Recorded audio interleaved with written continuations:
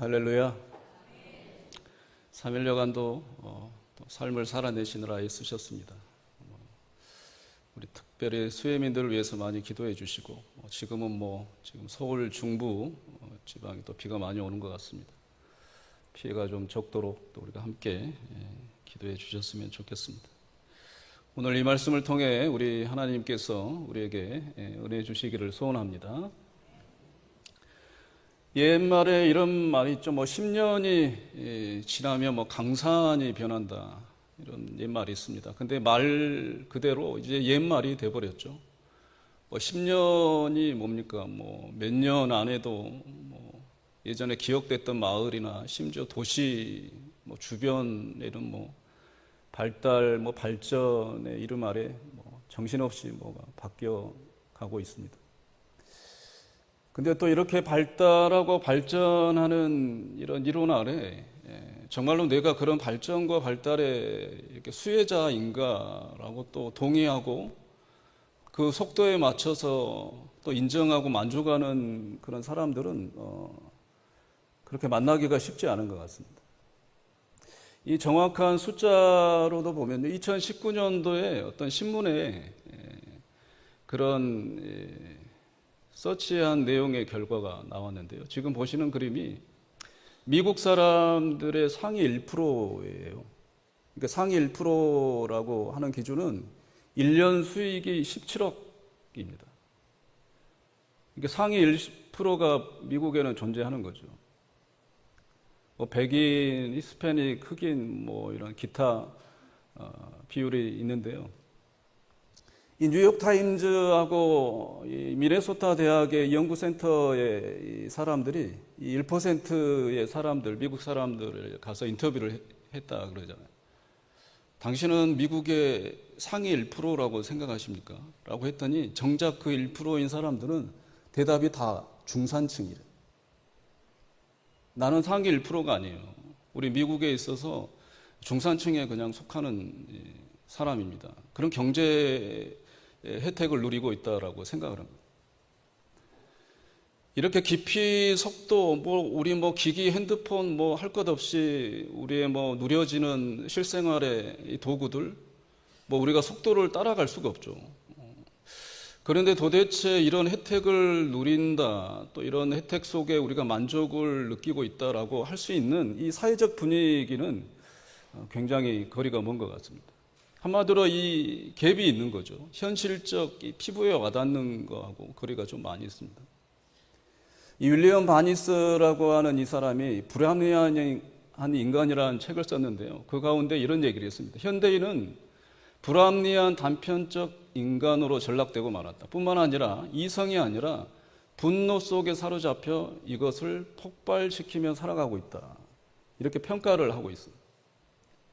이게 말 그대로 현대인들인데 이 현대를 살아가는데도 불구하고 이게 만족을 이루지 못하고 또 주변적 환경은 이렇게 발전하고 발달하는데 정작 내가 피부로 느끼는 것이 전혀 그렇지 않고 그 속도를 따라갈 수 없어서 굉장히 거리가 멀어지니까 분노만 일어나는 거예요.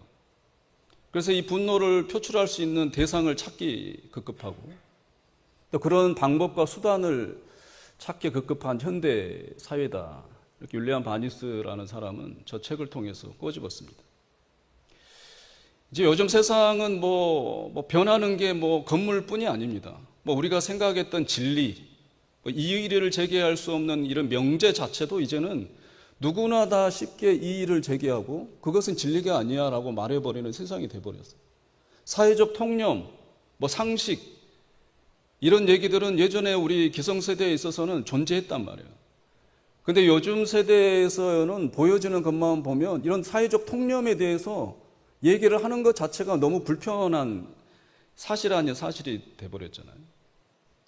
그래서 이 실존주의자 철학자 하이데거가 그런 말을 했어요. 현대인은 고향을 잃어가고 있다. 이게 어느 정도의 우리 기성세대는 고향이라는 게 있었단 말이에요. 그게 진리일 수도 있는 거고 사회적 통념일 수 있는 거, 상식일 수 있었단 말이에요. 그래서 상식이 벗어나면 어떤 사람이 가서 지적을 해도 서로 인정을 하기 때문에 그 기준에 맞춰서 수긍하는 문화가 있었는데 지금은 그러한 고향 자체의 구심점이 사라져버렸기 때문에 이런 삶에 대한 어떤 만족도, 속도를 따라갈 수 없는 이런 난장판의 현실이 됐다. 이 모순투성이의 삶이 됐다라고 이 실존주의 철학자도 동의를 하고 있습니다. 오늘 본문에 보면요, 이런 현실의 이런 모순 덩어리의 이 상황들이 깊숙이 배어 있습니다. 여러분들 먼저 보시면 이 지명으로도 알 수가 있는데, 오늘 본문의 이 지명이 어디입니까? 여리고잖아요. 여리고라는 곳은 굉장히 상업적으로 성행한 이 상업도시입니다. 무역이 활발하니까 뭐가 많겠습니까? 자본이 많죠. 투자하는 사람도 몰려들고 이익도 많이 창출되고, 그러니까 돈이 집중되는 그런 곳이랍니다. 이 상업 중심뿐만 아니라 이 여리고는 토양이 좋습니다. 토질이 너무 좋아요. 그러니까 무슨 나무를 심으면 굉장히 나무가 잘 자랍니다. 여러분 종려나무 보셨나요? 이 여리고에 심겨진 종려나무는 10m까지 자라요. 그러니까 엄청난 이 토양이 어마어마하다는 거예요. 또 물이 좋습니다. 또 여리고는요, 이 향나무들이 참 많아요. 여러분들이 발삼 향나무 들어보셨잖아요. 이 향나무가 도시에 이 숲을 이루고 있었어요, 이 당시. 그러니까 지나갈 때마다 이 발삼의 이 향이 진동한단 말이에요. 그 다음에 이제 가자 열매라고 하는데, 이 가자 열매 나무의 열매를 따가지고 즙을 짜면은 이게 염료가 돼요. 이 옷을 염색할 수 있는 염료가 된단 말이에요. 이게 미로발람이라고 하는데, 이것이 여리고에 풍부했단 말이에요. 그러니까 모든 사람들이 뭐 돈뿐만 아니라 주체할 수 없어서 이 환경과 문화의 모든 이익이 이런 혜택을 다 받은 듯한 여리고의 이 환경이었다는 말이에요. 그래서 여리고의 이름이 뜻이 뭔지 아세요? 향기로운 장소예요. 그러니까 여리고는 뭐 돈 향기뿐만 아니라 뭐 이런 향수, 향기로운 이 향나무들이 너무 많고, 그렇기 때문에 온통 도시가 다 향기로 진동했기 때문에 그냥 이름이 붙여진 것 같아요. 여리고. 그 1세기 유명한 유대 그 정치가이면서 역사학가 요세푸스가 또 이런 여리고를 보면서 극찬하기로 신비로운 장소다라고까지 얘기를 했습니다. 근데요, 이 여리고에서도 모순점이 뭐냐면, 이러한 굉장한 뭐 지금으로서 말하자면 그런 세계의 어떤 중심 도시, 뭐 뉴욕이라고 해야 되나요? 뭐 그런 곳에 있다 해도 이것을 누리는 사람들은 왕족과 귀족뿐이었어요. 서민들 이런 사람들은 뭐 꿈도 꾸지 못한 그런 향락, 뭐 혜택, 뭐 이런 것이었단 말이에요. 여리고나 지금이나 똑같습니다. 심지어는 왕족은요, 자기만의 이 집을 지었는데 집안에 뭐가 있었냐면 수영장은 기본이고 경마장까지, 정원은 기본이고 심지어 극장까지 있었단 말이에요. 왕족들만 이런 여리고 생활에서도 즐길 수 있는, 그러나 서민들의 삶은 또 멀어져가는 이런 갭이 여리고에서도 있었습니다. 오늘 본문에 등장하는 중심 인물이 누굽니까? 삭개오잖아요. 삭개오라는 인물에서도 이런 모순점을 극명하게 우리가 볼 수가 있습니다. 삭개오라는 이름의 뜻이 뭔 줄 아세요? 깨끗하다, 순결하다라는 뜻이에요. 이 깨끗하고 순결한 사람의 직업이 뭡니까? 2절에 보면 세금 걷는 사람이잖아요. 세리란 말이에요. 심지어 세리가 아니에요. 뭐예요? 세리장이란 말이에요. 세금을 걷는 사람 중에 뭐예요? 가장 우두머리 리더란 말이에요. 얼마나 머리가 뛰어났으면 명석했으면 이 세리, 회계하는 이 사람도 머리 똑똑한데 이 최고의 탑이었단 말이에요. 그래서 로마에서 정부에서 인정을 해서 신임을 해주고 너가 세리장을 해라. 심지어 세리장이면서도 2절에 보면 또 뭐예요? 부자예요. 굉장히 어떤 여리고성에서 모든 혜택을 누리는 것 같죠. 근데 이 삭개오는 출신이 어디입니까? 유대인이잖아요. 근데 삶에 보면 동족에게 제외된 유대인이에요. 인정을 안 해요, 유대인들이. 저 사람은 매국노라는 거예요.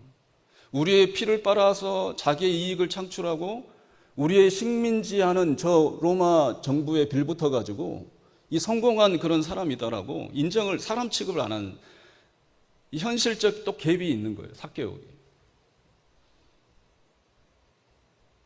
이런 여리고성과 모순덩어리인 중심인물인 삭개오에게 오늘 본문에 보면 누가 지나가세요? 여리고로 예수님께서 지나가신단 말이에요. 3절에 보면 이 짧은 절 안에 이 삭개오의 행동에 아주 특이한 행동이 있어요. 동사가 2개 반복됩니다. 예수님이 지나가신 소문을 듣고 이 삭개오가 뭐라 그래요? 어떤 사람인가 하여 보고자 하되. 우리나라 성경에는 별로 뭐 이런 감이 없이 번역이 됐는데 원어 성경을 보면 동사가 2개예요. 어떤 사람인가 하여가 동사예요. 하여. 보고자 하되, 보고자 하다. 이게 또 동사란 말이에요. 동서가 2개가 사용됐단 말은 뭐예요? 삭개오에게 마음속에 이 불릴 듯 일어나는 예수님에 대한 사람에 대한 궁금증이, 이 원함이 자기도 주체할 수 없었다, 이런 뜻이에요. 이 한 절 안에 동사가 2개가 반복되는 거예요. 그러면서 4절에 뭡니까? 어떻게 합니까? 다른 사람보다 먼저 뭐예요? 앞서서 달려가잖아요.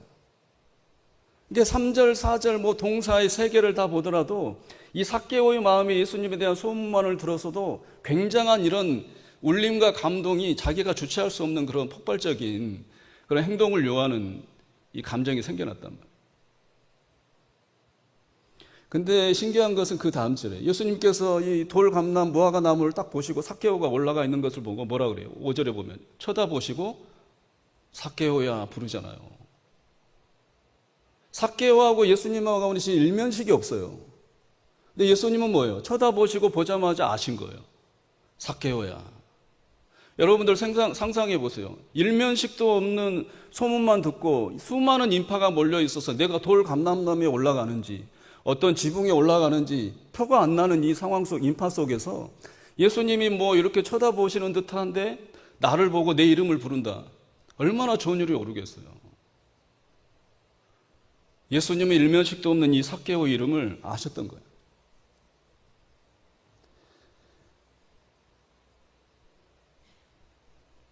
얼마 전에 들은 이야기인데요. 한 사람이 이제 한국 사람이 천국에 갔대잖아요. 천국에 갔는데 천국에 가면 뭐예요? 베드로가 뭐 검사를 한대잖아요. 천국에 들어올 사람 이렇게. 근데 나라별로 줄을 세워놓은 거예요.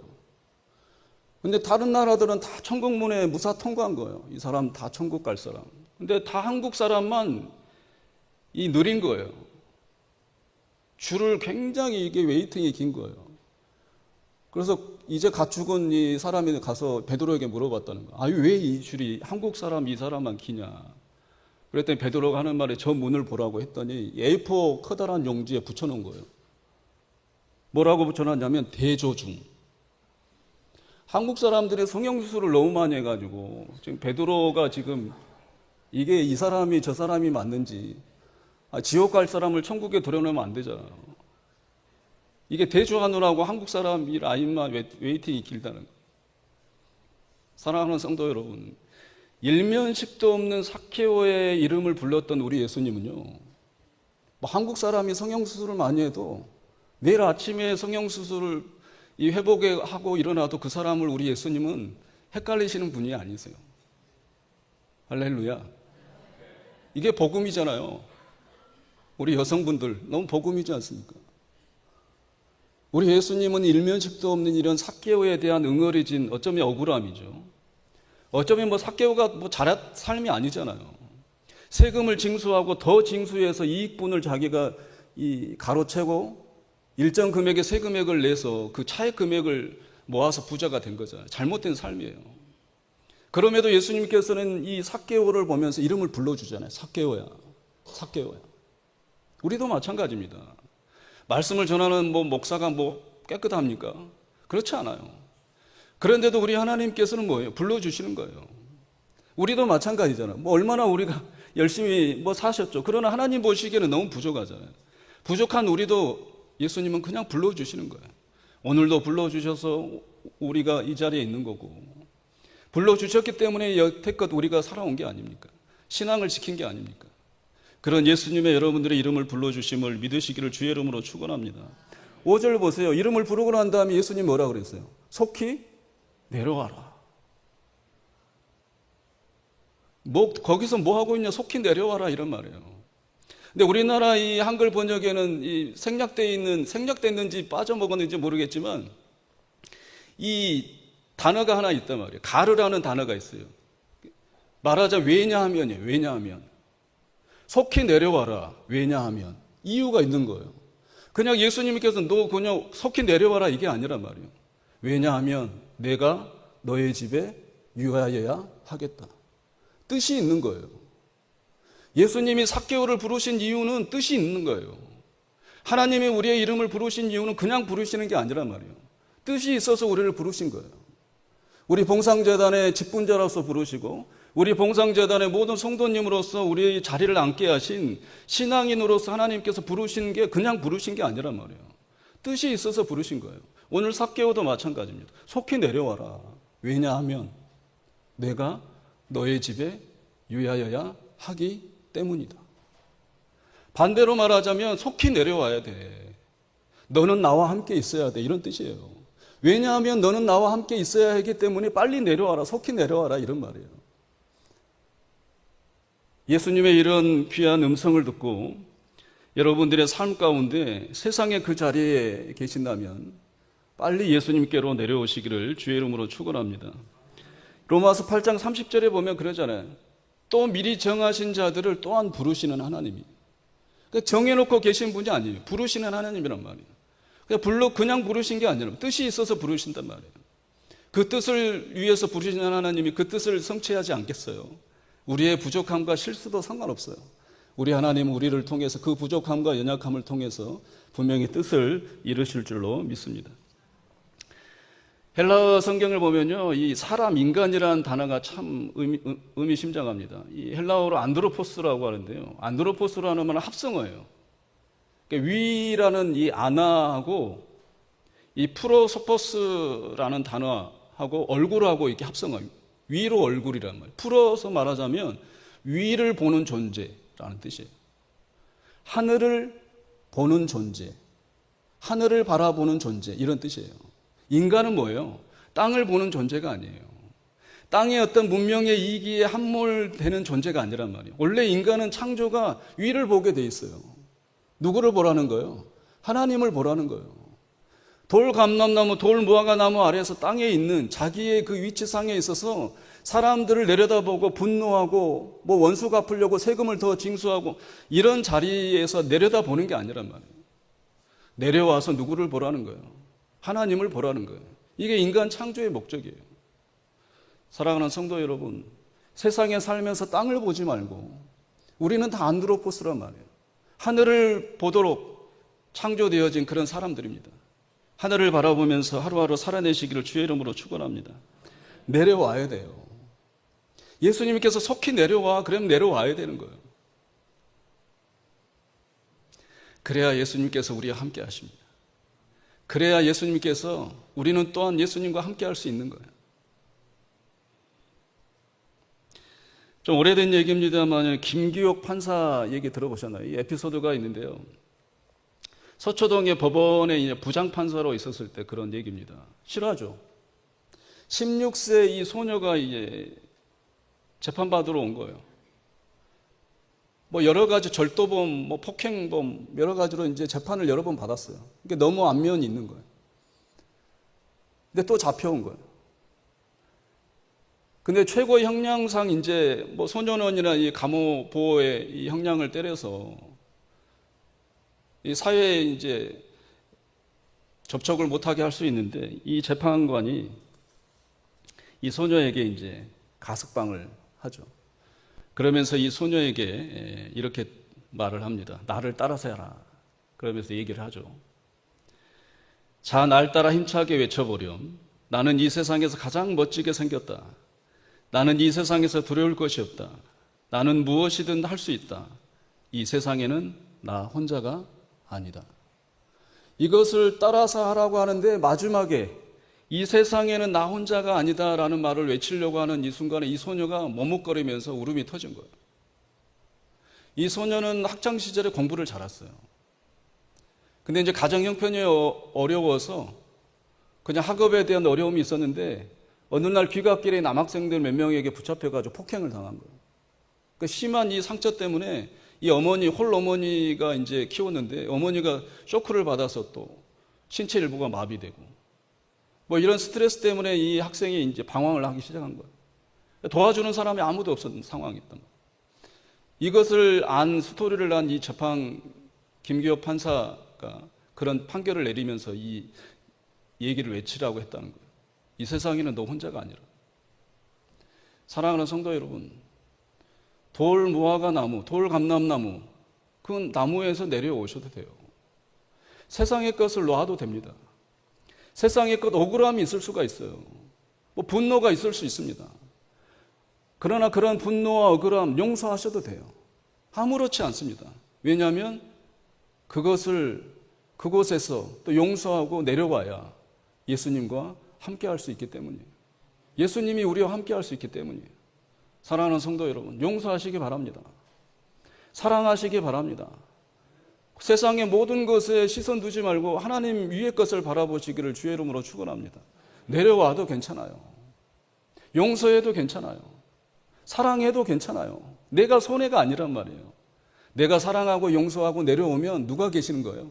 예수님이 계시는 거예요.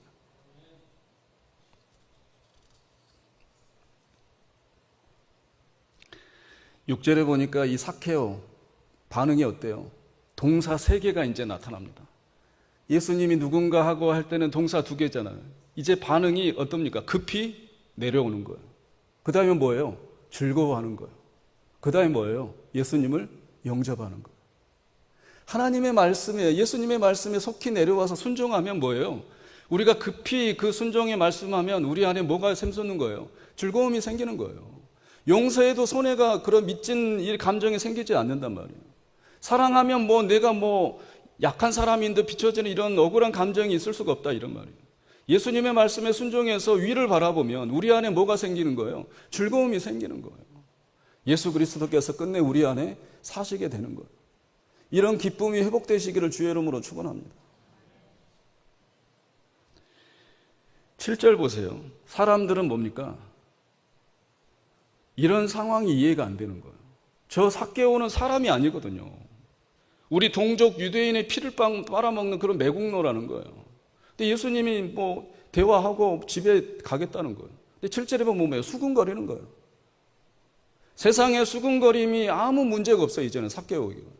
지금 예전에는 이 수군거림 때문에 막 우라통이 터지고 돈을 더 모아야 되겠다 하면서 세금을 더 물리고 부자가 되고 이런 욕심이 있었는데 이제는 예수님의 말씀처럼 내려와 버리고 용서해 버리고 너무 기쁨이 샘솟으니까 7절에 뭐예요? 세상 사람들의 수군거림이 이제는 아무렇지도 않는 거예요.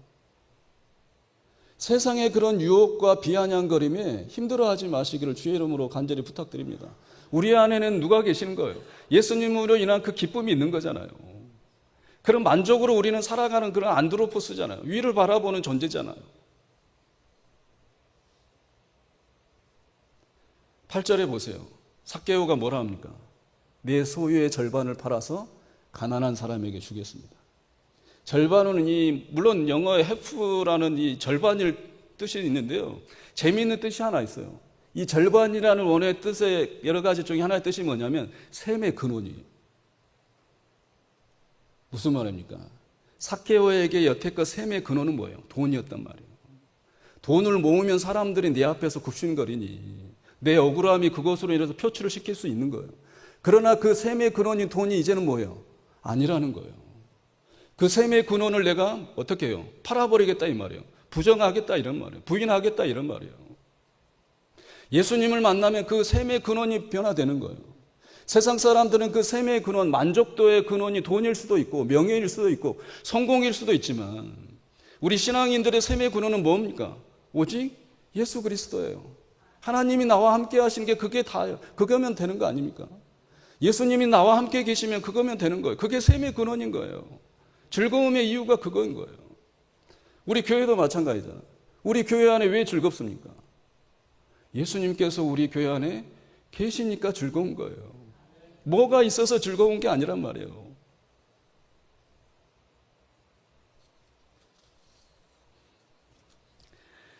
우리 10절 함께 다 같이 읽어보겠습니다. 인자가 온 것은 잃어버린 자를 찾아 구원하려 함이니라. 할렐루야.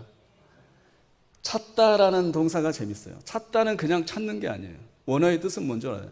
샅샅이 뒤지다라는 뜻이에요. 실수가 없다 이런 말이에요. 하나님의 택한 백성을 부르시는데 지금 예수님은 어떻게 하시는 거예요? 그냥 찾는 게 아니에요. 샅샅이 뒤진단 말이에요. 샅샅이 뒤진 결과가 저와 여러분들 아닙니까? 그렇진 않아요? 대충 찾으셨으면 뭐 저 같은 사람이 목사가 됐겠습니까? 저 같은 사람이 여러분들 앞에서 설교나 할 수 있겠습니까? 하나님의 그 은혜로 샅샅이 뒤져주셔서 제가 있는 거잖아요. 할렐루야. 잃어버린 자도 은혜로스러운 말이에요. 잃어버린 자는 뭔 줄 알아요? 그냥 잃어버린 게 아니라, 잃어버린 자의 뜻은 뭐냐면 완전히 망하다라는 뜻이에요. 멸망하다라는 뜻입니다. 죽다라는 뜻이에요. 회복할 수 없을 정도로 손상되다라는 뜻이에요. 그런 자를 누가 뭐하고 계시는 거예요? 샅샅이 뒤지고 계시는 거예요. 저와 여러분들이 그런 사람이잖아요. 이미 죽은 사람, 죄에서 이미 죽은 사람이잖아요. 완전히 패망한 사람들이었잖아요. 이미 뭐 멸망한 사람들이, 죄악으로 인해서 상처받아서 회복할 수 없었던 사람들이잖아요. 그런 사람을 뭐가 의미가 있어서 예수님께서 그것도 샅샅이 뒤져서 이렇게 부르신 거죠. 그 하나님의 은혜만으로도 남은 일주일 동안 행복하고 그 소망으로 기대로 살아가시기를 주의 이름으로 축원합니다. 왜 삭개오 같은 사람도 부르십니까? 삭개오도 이 사람도 잃어버린 사람이기 때문이에요. 사랑하는 성도 여러분, 원수 사랑하는 게 쉽지 않아요. 그러나 예수님의 하나님의 눈의 편에서는 그 원수도 뭐예요? 이 사람인 거예요. 이 사람도 잃어버린 사람. 그래서 우리가 원수를 사랑하라 예수님께서 말씀하신 거예요. 여러분들의 모든 그러한 장벽들, 불편한 장벽들, 또 내가 할 수 없는 장벽들의 기도함으로 인해서 그러한 모든 장벽들이 무너짐으로 인해서 하나님의 놀라운 일하심을 또 맛보실 수 있는 우리 귀한 성도님들 되시기를 주의 이름으로 축원합니다. 여러분 피카소 아시죠? 아주 유명한 화가잖아요. 어느 날 생각 없이 마실 산책을 거는데 이 막다른 골목에 이제 생각 없이 걸어가는데 버려진 자전거를 이제 만난 거예요. 버려진 자전거를 그냥 생각 없이 이렇게 보고 있는데 그 순간 해가 구름에 가려져 있었는데 그 순간에 해가 이제 그 버려진 자전거에 비치는 타이밍에 피카소가 본 거예요. 영감을 얻은 거예요. 그래서 꾸역꾸역 그 폐자전거를 들고 집에 간 거예요. 핸들을 분리하고 안장을 분리하고 작품을 만들기 시작했습니다. 그 작품이 뭔 줄 아세요? 황소머리, 황소머리. 저 정도면 저도 만들 수 있을 것 같아요. 근데 이 피카소의 이 작품이 1990년도 영국 경매에서 얼마가 팔린 줄 아세요? 293억. 제가 만들면 누가 사갈지 모르겠지만 피카소가 만들어서 이 폐자전거로 저거 딸랑 대충 만든 건데 293억이란 말이에요. 피카소가 저걸 만들고 나서 이런 말을 했어요. 사람들에게 버려졌다고 해서 그 물건이 죽은 것이 아닙니다. 생명은 부여하는 자의 몫입니다. 그런 의미에서 저에게 쓰레기는 위대한 가능성을 가진 예술 재료가 됩니다. 하물며 사람의 손에 이 쓰레기가 293억의 가치가 만들어지는 거잖아요. 근데 하나님의 손에 이게 들려지는 그 어떤 것도 293억의 가치가 비교할 수 없을 만큼의 가치가 만들어지는 거예요. 바로 여러분들이십니다. 이 사람도, 삭개와 같은 이 사람도, 잃어버린 그 사람, 죽어버린 사람, 멸망해버린 사람, 상처받아서 회복할 수 없는 이런 사람도 하나님의 손에 올려지니 구원받은 회복한 자가 된 거잖아요. 우리가 그런 사람들이란 말이에요.